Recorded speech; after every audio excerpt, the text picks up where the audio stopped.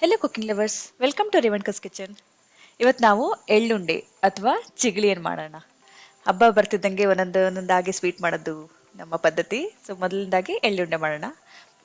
ನಾನು ಕರಿ ಎಳ್ಳನ್ನ ತೊಗೊಂಡಿದ್ದೀನಿ. ಇದನ್ನು ನಾನು ತೊಳೆದು ಆರಿಸಿ ಕ್ಲೀನ್ ಮಾಡಿಟ್ಟಿದ್ದೀನಿ. ಜೊತೆಗೆ ಕೊಬ್ಬರಿ ಮತ್ತು ಬೆಲ್ಲ, ಇದು ಮೂರು ಇಂಗ್ರೀಡಿಯೆಂಟ್ಸ್ ಬೇಕಾಗಿರೋದು ಇದಕ್ಕೆ. ಸೊ ಮೊದಲಿಗೆ ನಾನು ಈ ಎಳ್ಳನ್ನ ಏನು ಬಿಸಿಲಲ್ಲಿ ಒಣಗಾಕಿದ್ದೆ, ನೆರಳಲ್ಲಿ ಒಣಗಾಕಿದ್ದೆ, ನನ್ನ ಗ್ರೈಂಡ್ ಮಾಡ್ಕೊಂಡ್ಬಿಡ್ತೀನಿ.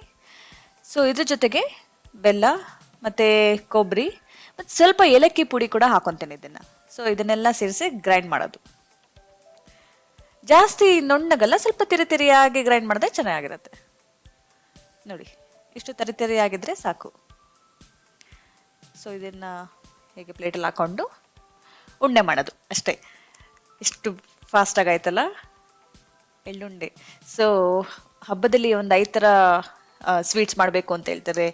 ಸ್ಪೆಷಲ್ ಗೌರಿ ಗಣೇಶ ಹಬ್ಬ ಬರ್ತಾ ಇದೆ. ಸೊ ಎಳ್ಳುಂಡೆ ಅಥವಾ ಚಿಗಳಿ ಕೂಡ ಒಂದು ಅದರಲ್ಲಿ. ನೀವು ಮಾಡಿ, ಇಷ್ಟ ಆಯಿತು ಇಲ್ಲ ಅಂತ ನನಗೆ ಕಮೆಂಟ್ ಸೆಕ್ಷನಲ್ಲಿ ತಿಳಿಸಿ. ಸ್ವಲ್ಪ ಚೆನ್ನಾಗಿರೋ ಶೇಪ್ ಮಾಡಿ. ನಮ್ದು ಯಾಕೋ ತುಂಬ ಅರ್ಜೆಂಟ್ ಆಗ್ತಿದೆ, ನಮಗೆ ಫಂಕ್ಷನ್ ಇರೋದ್ರಿಂದ, ಹಬ್ಬ ಇರೋದ್ರಿಂದ ಬೇಗ ಬೇಗ ಆಗ್ತಿಲ್ಲ.